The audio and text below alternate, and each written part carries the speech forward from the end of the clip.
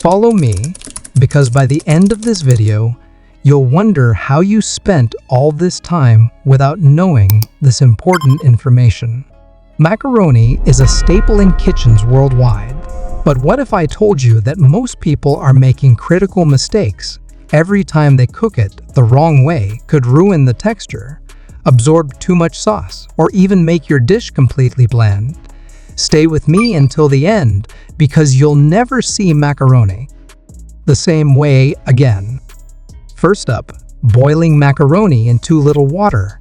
You might think a small pot with just enough water saves time, but it actually causes the pasta to release too much starch, making it gummy and clumpy. Always use a large pot with plenty of boiling water, around 4 to 6 quarts per pound of pasta. This allows the macaroni to cook evenly without sticking together.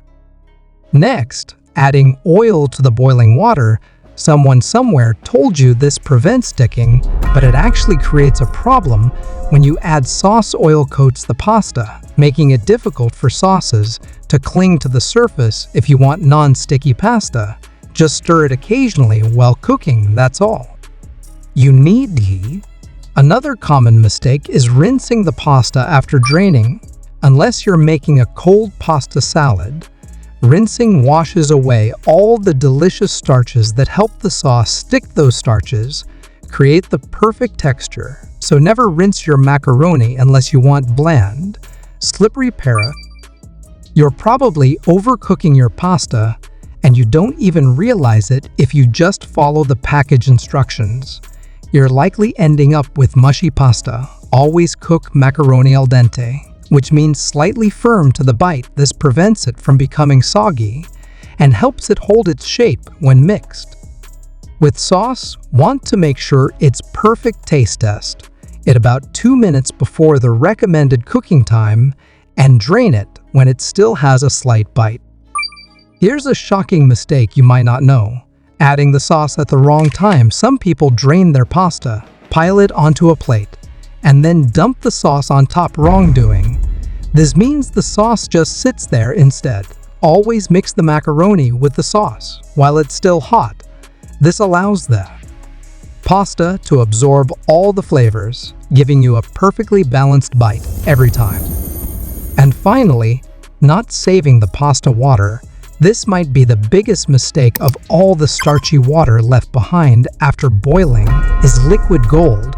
Adding a splash to your sauce helps create a smooth, silky consistency that sticks to every piece of macaroni perfectly. Next time, before draining, scoop out a cup of pasta water and mix it into your sauce for a restaurant-quality finish. The next time you cook macaroni, remember these simple but crucial tips. They'll elevate your dish from basic to unforgettable. Let me know in the comments which mistake you are making, and if you learned something new, don't forget to like this video and check out my other videos for more kitchen secrets that will change the way you cook forever. Now let's take a moment to talk about the different types of macaroni and how they affect your dish. Elbow macaroni, for example, is the most commonly used type, but did you know that cavatappi shells can actually hold more sauce due to their ridges and shape if you want a more flavorful bite in every forkful? Consider switching up the pasta shape to match the type of sauce you're using. Creamy sauces work better with shapes like rigatoni or penne, while thinner sauces pair well with spaghetti or angel hair pasta.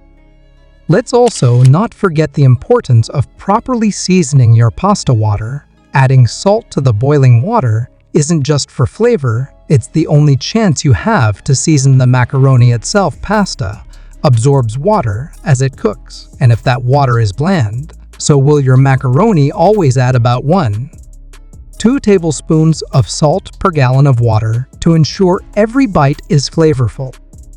Storing leftover macaroni is another area where people often go wrong. If you dump the pasta straight into the fridge without any sauce, it will dry out and become clumpy. Instead, toss it with a little olive oil or butter to keep it from sticking together. When reheating, add a splash of water or broth to restore moisture and bring back its delicious texture. Finally, let's talk about pairing macaroni with the right cheese if you're making mac and cheese. Avoid pre-shredded cheese as it contains anti-caking agents that prevent it from melting smoothly. Instead, shred your own cheese from a block for the creamiest and most indulgent result. Experiment with different cheeses like Gruyere, Fontina, or Gouda to elevate your dish beyond the basic cheddar.